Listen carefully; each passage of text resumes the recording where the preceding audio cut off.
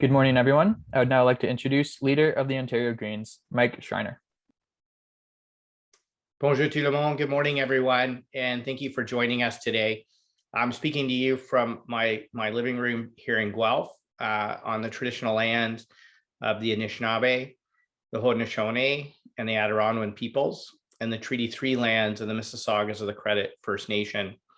And I want to reaffirm the Green Party's commitment to the truth and reconciliation process and express my gratitude to Indigenous peoples for everything I've learned about caring for the land, the water, the plants, the animals, and the people who live here.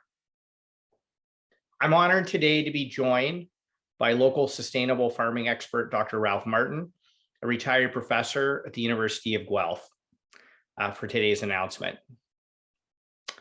We are in a climate emergency, but you wouldn't know it listening to the other parties in this election campaign.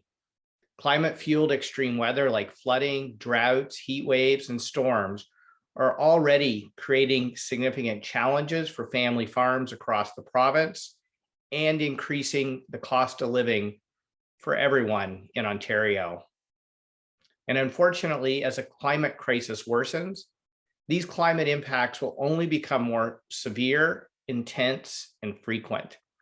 Yet Doug Ford's anti-climate pro-sprawl agenda is paving over the farmland that feeds us, putting Ontario's food security at risk and threatening the province's $50 billion food and farming sector that employs over 875,000 people in this province.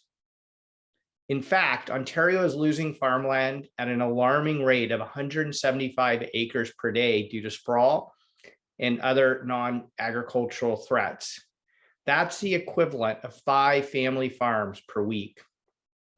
This will only make grocery bills even worse and more expensive.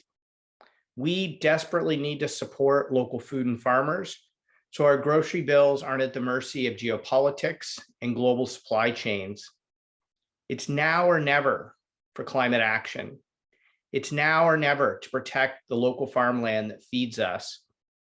We know that farmers are on the front lines of the climate crisis, and we also know that farmers are on the front lines of delivering climate solutions.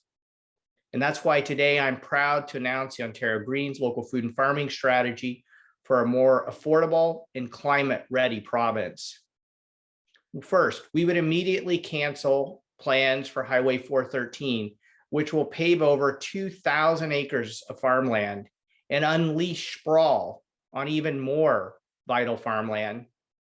We will introduce a mandatory and enforceable grocery code of conduct to clamp down on predatory pricing by powerful grocery chains and protect local farmers and consumers.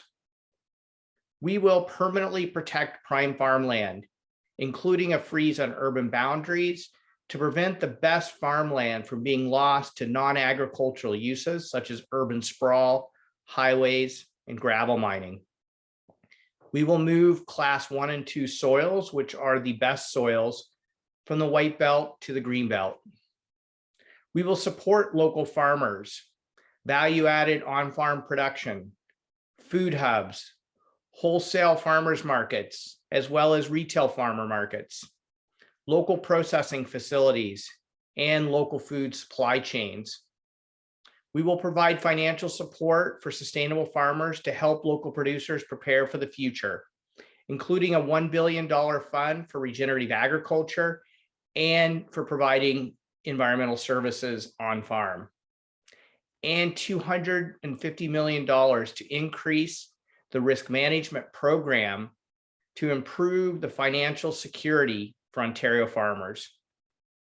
Greens are the only party with new solutions to support local farmers, the agri-food economy, and address the skyrocketing prices of groceries. We have the leadership to deliver on a more affordable, healthy, prosperous, and climate-ready Ontario. I'd now like to introduce Dr. Ralph Martin, one of the most qualified and well-respected voices on local sustainable food and farming. Thank you, Ralph, for joining us, and welcome. Really happy to. I'm really pleased with with these policies. And for most of my career, I've been working on improving soil health in my research.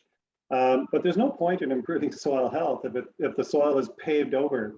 You can't do anything under concrete to grow plants. And it's really important that we protect as much farmland as possible. And this lines up with what the two big farm organizations are doing, the Ontario Federation of Agriculture and the Christian Farmers Federation of Ontario, have both stated that prime agricultural land, the best land, should be protected or be as in the Greenbelt.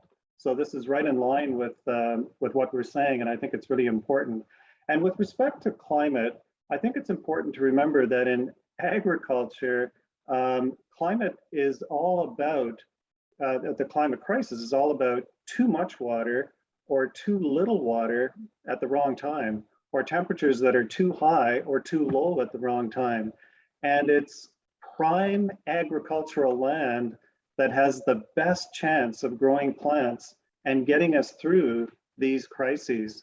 So it's really good that the Green Party is doing what it's doing with these policies. I highly support them and very pleased to see this going ahead.